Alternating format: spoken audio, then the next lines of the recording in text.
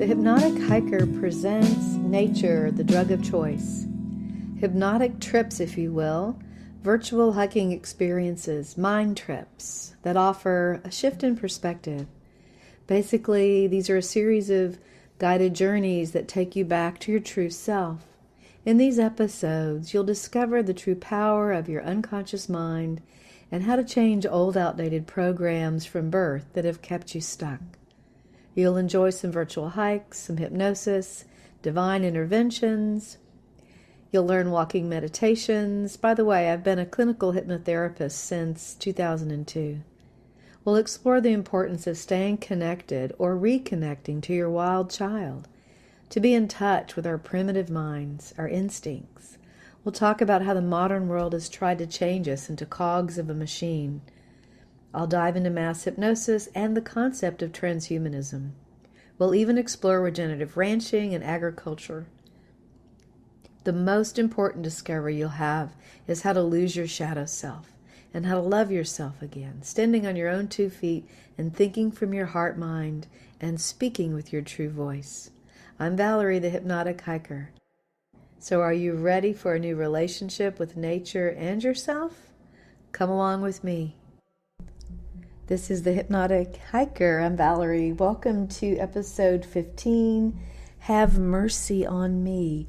This hypnotic trip takes place on the Brown Lake Trail in Colorado. Insert annoying 5 a.m. alarm clock sound here. It's 5 a.m. The alarm goes off. I'm not in my house. I forgot to get a glass of water. Brian will be up in 15 minutes, so I've got to get to the bathroom. I really hate, yes, it's a strong word, but it's the right word. I really hate getting up early and rushing out the door, especially in someone else's house without any control on my part. They're his friends, and it's their vehicle and their hike. Packs are ready with rain gear and jackets. My pack has a GoPro, some turkey jerky, potato chips, and a bladder with 64 ounces of water. I'm all set. Now just get my mindset set. It's an hour-and-a-half drive to the trailhead. I feel good physically, and I'm excited about hiking in a new spot. They said it was 4 miles to the lake and a fairly difficult trail, but I hadn't considered the elevation. In Texas, we sit at 600 feet above sea level. The summit where the lake is about 11,400 feet. I can hike 10 miles in 100 degrees with no slowdown, but up at that height, it turned out I was the slowpoke, the caboose, the last one lagging about 100 yards behind everyone else and short of breath. I started to complain to myself about myself. I showed no mercy. Come on, you can hike faster. They're going to think you're out of shape or worse, hungover. Why is this so hard, I thought. I thought I was in better shape. Okay, Val, you need to start hiking more. I'd already hiked 80 miles in the month of July, which didn't count walking the dog or other steps in the garden or lugging 40-pound bags of manure and building my greenhouse in the middle of the day in 100-degree temperatures. Yeah, I was a badass then. I need to be in better shape.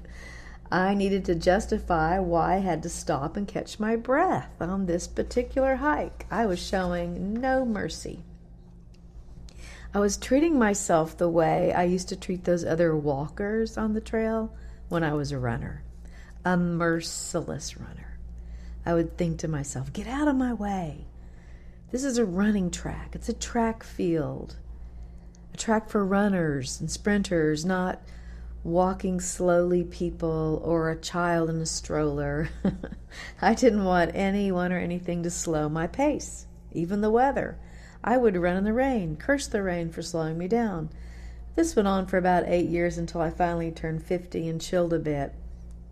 I stopped running in parks and suburbs and became a trail runner.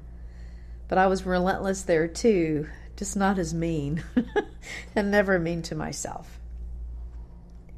So in a moment of silence, here comes another beatitude. Blessed are the merciful, for they shall obtain mercy. I was reading on the plane the Sermon on the Mount by Emmett Fox, and the Beatitude, "Blessed are the merciful, for they shall obtain mercy," drifted into my consciousness. The law of life is to be merciful in your thoughts and be congruent with your actions, Fox explains. One must have thoughts of mercy and actions of mercy, is my interpretation. I was not either, nor had I been. I consider myself a kind person, but inside I show no mercy towards some. I'm sorry. I'm very sorry, I whispered. Fox explains further. Be free from the weight of our condemnation, and then it is possible to absolve yourself from self-condemnation.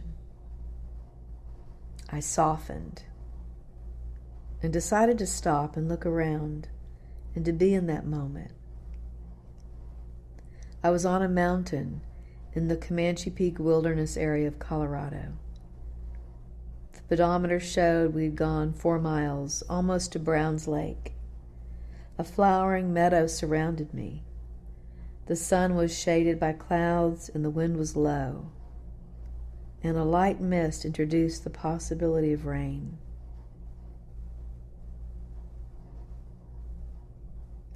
We are all one. Have mercy for one another, and then you can receive mercy. We get what we give out. So it was not the distance, nor the terrain, or me being out of shape. It was the 11,427-foot elevation that was slowing me down. I had heard of people getting sick or having headaches. I felt fine other than I had a hard time breathing.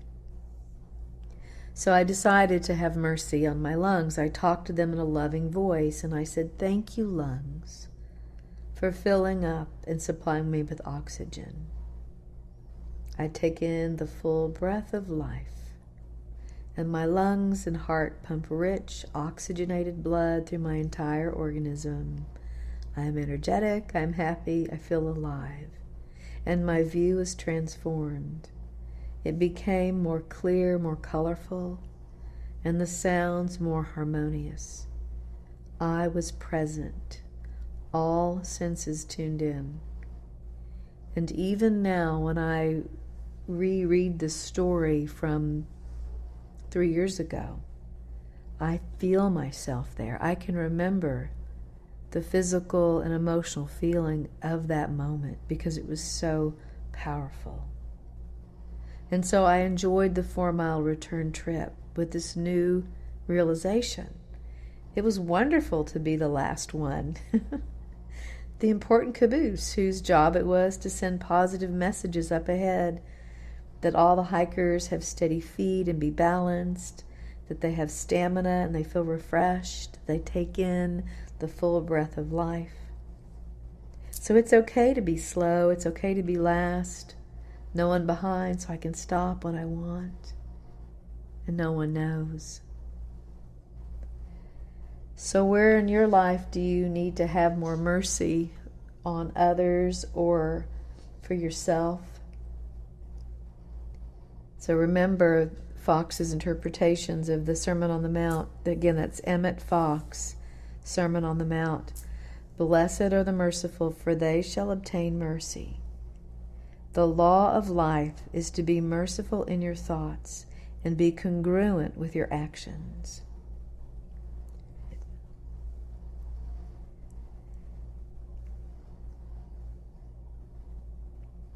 We are all one. Where do you need to show mercy towards someone else or towards yourself?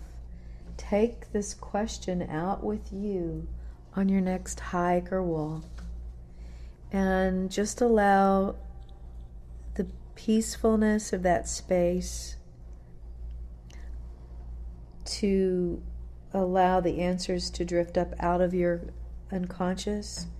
And then also sometimes nature will show us to trees and And shrubs or plants, the way that they're growing will show us something, or the way animals are interacting, the way the wind is blowing, clouds in the sky, and shapes and patterns.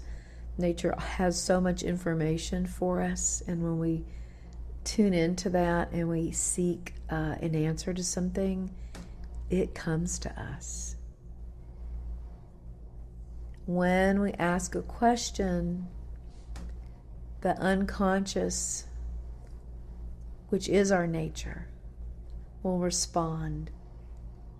Sometimes it happens in a dream, sometimes it happens without our even realizing we've answered the question. We'll just start moving into and towards a new route or a new direction. There is a hypnotherapist, his last name is Barnett. His initials are E as in Edward, A as in Apple, Barnett. And he wrote one of his books, is Analytical Hypnotherapy, Practice and Principles. Yeah, he was a family doctor starting in 1966 in Canada. Anyway, one of his practices when he has someone in a hypnotic trance is to employ this response, ideometer response, that the unconscious mind will lift a finger on the right hand for yes and will lift a finger on the left hand for no. And so he would ask a series of questions, does your unconscious mind ready to take you back to a time when this first became a problem, and the fingers will respond yes or no. And your unconscious mind is now going to think of, three creative solutions to this problem. And when that's complete, you can lift a finger on the right hand. And these people are in a deep state of trance, and they don't know that they're responding, and they don't even consciously know what those unconscious responses are. But they will report when they return to his office that they're no longer smoking, or they're no longer craving sugar, or whatever the old habit was. And I have used this also in my practice, and the other hypnotist here, Roger Simpson, has, and we know it to be very effective. So when you ask yourself a question, you're really asking the subconscious, and it can only answer that question, and you don't have to be consciously aware of it. So here's a question. What would it take for you to absolve yourself from no mercy?